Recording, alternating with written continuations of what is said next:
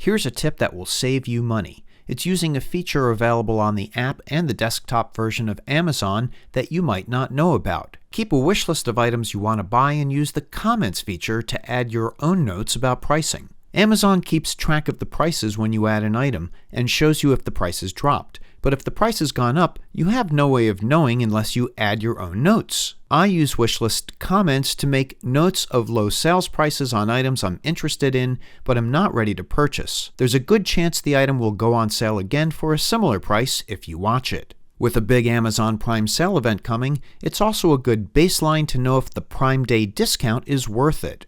Within the comments, you can also set a priority level and then sort your list with the higher priority items up top.